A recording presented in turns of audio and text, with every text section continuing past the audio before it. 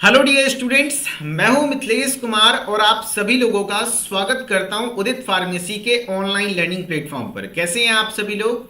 आशा करता हूं अच्छे होंगे, स्वस्थ होंगे और मस्त होंगे। अब डी फार्मा फर्स्ट ईयर का आप सभी लोगों का रिजल्ट आ चुका है। अब बारी है सेकेंड ईयर की। अब सेकेंड ईयर में कौन कौन सा सब्जेक्ट पढ़ना है और हर एक इंडिविजुअल सब्जेक्ट में क्या पढ़ना है। जैसे कि आप लोग बात करें कि फार्माकोलॉजी है, फार्माकोथेरेपेटिक्स है, तो बेसिकली समझेंगे कि फार्माकोलॉजी में क्या पढ़ा जाता है, फार्माकोथेरेपेटिक्स में क्या पढ़ा जाता है। तो इस पॉइंट ऑफ व्यू से अगर देखें तो ये आपके पूरे सेकेंड ईयर के सब्जेक्ट को समझने के लिए बहुत मैंडेटरी वीडियो है। अगर आप अभी थोड़ा बिजी हैं तो इस वीडियो को कट करके सेव करके रख लीजिए, बाद में देखिएगा, लेकिन देखना जरूरी है। अदरवाइज इस वीडियो को कंप्लीट वॉच कीजिए ताकि आपको समझ में आ जाए कि सेकेंड ईयर में कितने सब्जेक्ट पढ़ने हैं एंड हर एक इंडिविजुअल सब्जेक्ट क्या है और उसमें क्या पढ़ना है। और अकॉर्डिंग टू बिल्कुल न्यू सिलेबस जो पीसीआई ने 2020 में नए एजुकेशन रेगुलेशन के तहत जारी किया है, उसके अकॉर्डिंग बता रहा हूं। एंड ये सेशन 2025-26 के लिए रहने वाला है, यानी 2026 में जो वो एग्जाम देंगे तो उसमें इसी सिलेबस से क्वेश्चन आएगा and A to Z complete explanation मैं यहां पर देने वाला हूं। ठीक है, तो चलिए स्टार्ट करते हैं। सबसे पहले मैं बात करूं डी फार्मा सेकेंड ईयर में कंप्लीट कितने सब्जेक्ट हैं।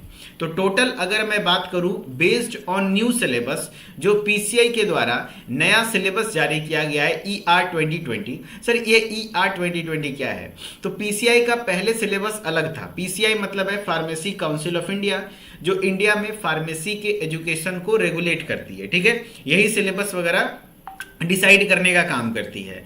अब ये ER 2020 क्या है? तो 2020 से पहले पीसीआई का सिलेबस अलग था, लेकिन 2020 में एक नया एजुकेशन रेगुलेशन लाया गया।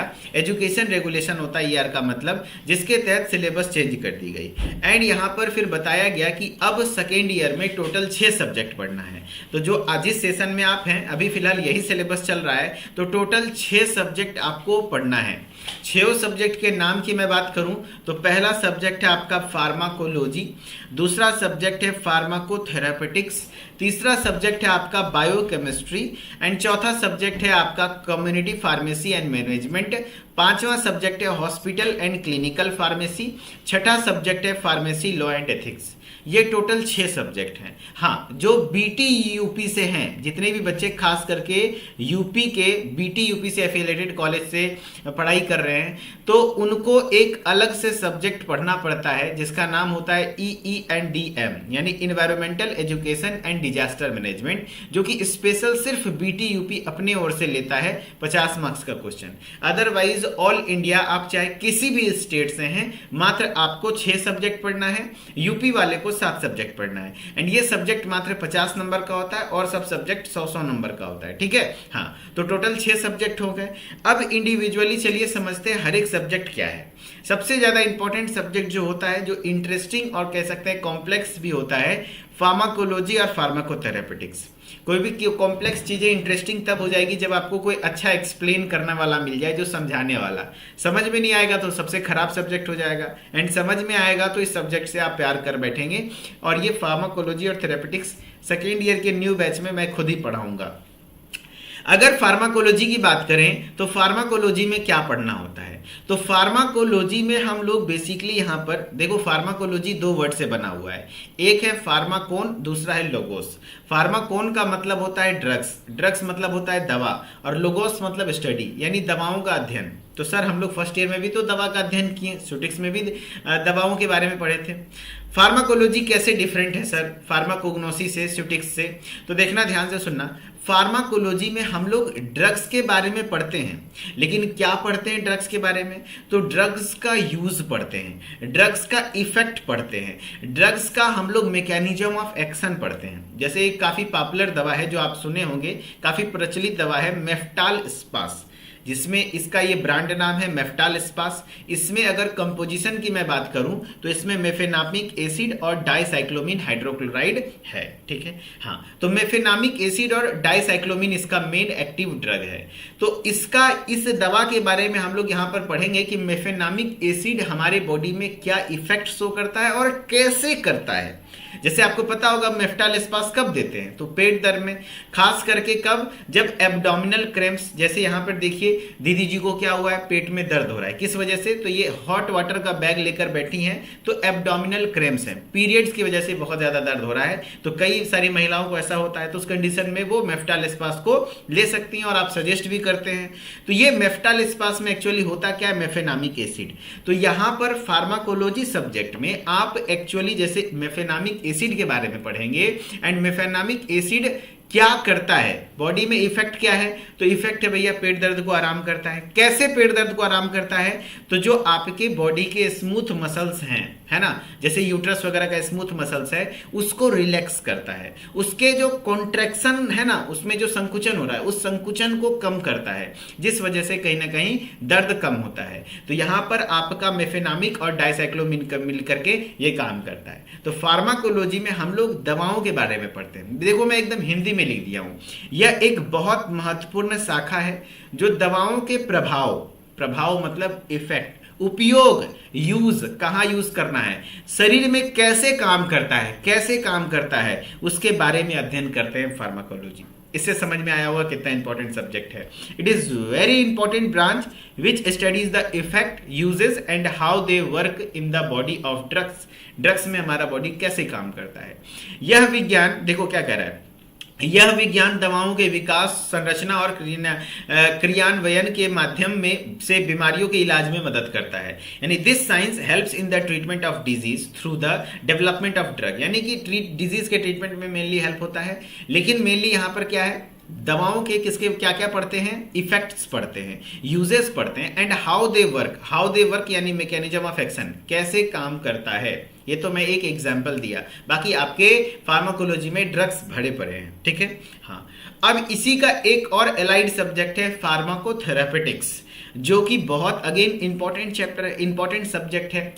फार्माकोथेरेपेटिक्स भी फार्माकोलॉजी से ही रिलेटेड है, लेकिन इसमें एक अलग वर्ड जुड़ गया, थेरापेटिक्स। ये देखो थेरापेटिक्स, और थेरापेटिक्स मतलब है थेरेपी, और थेरेपी का मतलब होता है ट्रीटमेंट। थेरेपी का मतलब क्या होता है, ट्रीटमेंट। तो ट्रीटमेंट मतलब क्या, उपचार। तो यहां पर किस चीज का उपचार करेंगे, तो डिजीज का उपचार करेंगे। तो फार्माकोथेरेपेटिक्स में हम लोग डिजीज के वाइज पढ़ते हैं, बीमारियों के अनुसार कौन सी दवा यूज होगी। समझ रहे बात को, यहां पर हम लोग बेसिकली डिजीज के बारे में पढ़ते हैं, बीमारी। जैसे मान लो किसी को हाइपरटेंशन है, तो उसमें टेल्मिसार्टन की दवा चलेगी, उसमें एम्लोडिपिन चलेगी, उसमें अलग अलग जो दवाएं हैं, है ना, बीपी की, वो सब दवाएं के बारे में कैप्टोप्रिल, एनिलाप्रिल, ये सब चलेंगी, है कि नहीं। तो यहां डिजीज ओरिएंटेड पढ़ते हैं, बीमारियों के ओरिएंटेड, जबकि यहां दवा के बारे में पढ़ते हैं। सर अंतर समझ नहीं आ रहा है। बेसिक सा अंतर है कि अगर फार्माकोलॉजी और थेरेपेटिक्स में लगभग टॉपिक कॉमन आते हैं, लेकिन यहां पर टॉपिक का नाम रहेगा हाइपरटेंशन। यहां पर टॉपिक का नाम रहेगा हाइपरटेंशन, यानी हाई ब्लड प्रेशर। चैप्टर का नाम हाइपरटेंशन। फिर हाइपरटेंशन में आप पढ़ेंगे क्या होता है हाइपरटेंशन।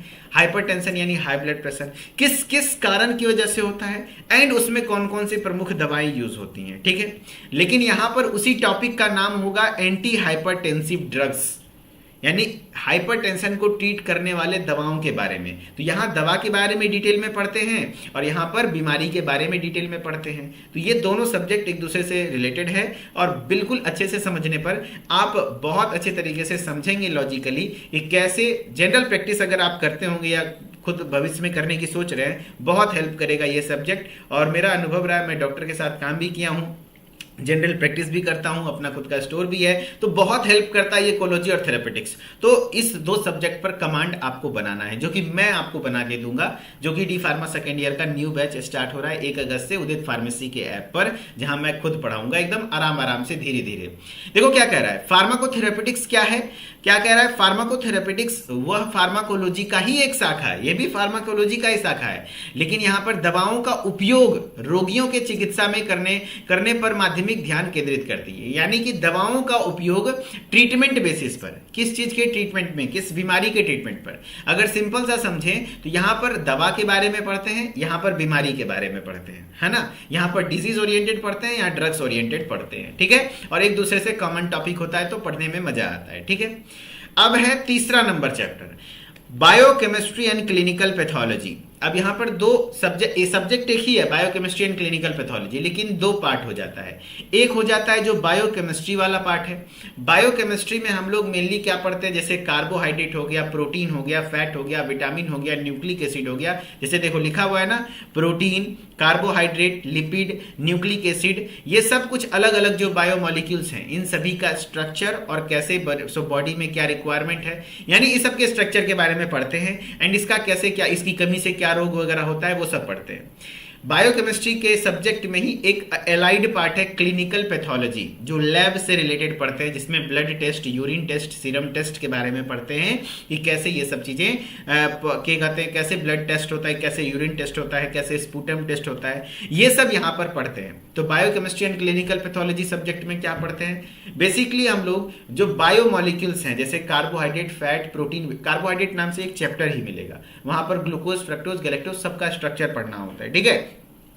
तो कार्बोहाइड्रेट, प्रोटीन, फैट, लिपिड, ये सब अपने अपने चैप्टर का नाम है। अभी तक आप एक छोटा सा टॉपिक सुने होंगे कार्बोहाइड्रेट, आपको कार्बोहाइड्रेट 5 लेक्चर सिर्फ कार्बोहाइड्रेट ही पढ़ना है, ऐसा होता है यहाँ पर, ठीक है। और उसी में क्लिनिकल पैथोलॉजी में आपको पैथोलॉजी मतलब लैब से रिलेटेड चीजें, जैसे कि डायग्नोसिस के बारे में आपको पढ़ना होता है, blood test, urine test, sputum test, serum test, ये सब चीजें आपको पढ़ना होता है इस सब्जेक्ट में। फिर चौथा नंबर सब्जेक्ट है community pharmacy and management. Community pharmacy का मतलब ही होता है जो आपका खुद का मेडिकल स्टोर होता है, तो उसको कम्युनिटी फार्मेसी कहते हैं, दवा की दुकान।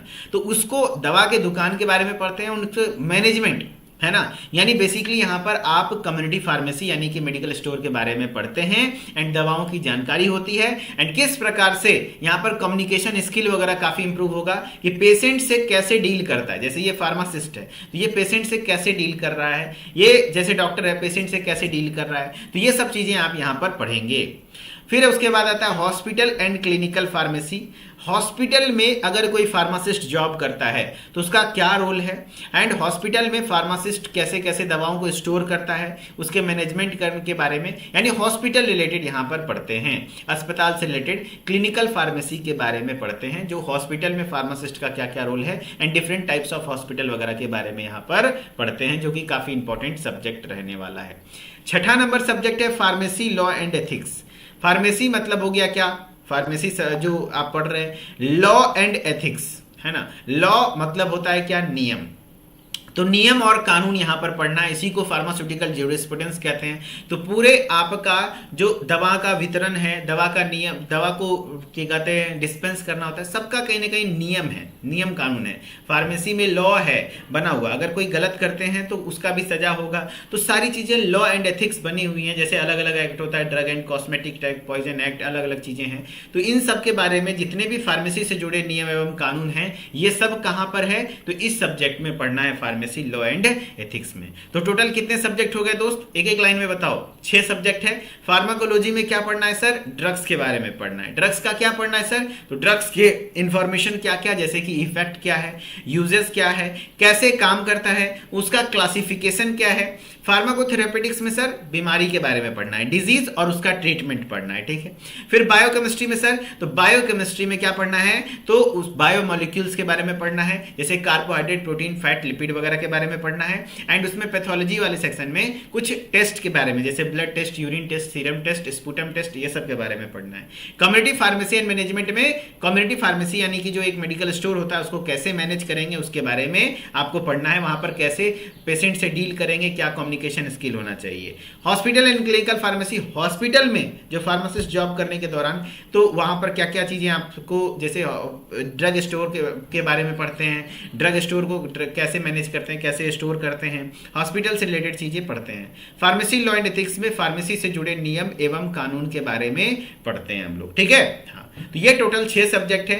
और एक सब्जेक्ट है environmental education and disaster management, जो सिर्फ यूपी वाले बच्चे पढ़ते हैं। उसमें बेसिकली आपको एनवायरमेंट के बारे में पढ़ना है, कैसे एनवायरमेंट को प्रोटेक्ट करेंगे। एंड डिजास्टर मैनेजमेंट मतलब होता है आपदा प्रबंधन, यानी किसी को कभी भूकंप आ गया, कभी बाढ़ आ गया, कभी सुनामी आ गया, तो कैसे मैनेज करेंगे, वो सब होता है, ठीक है।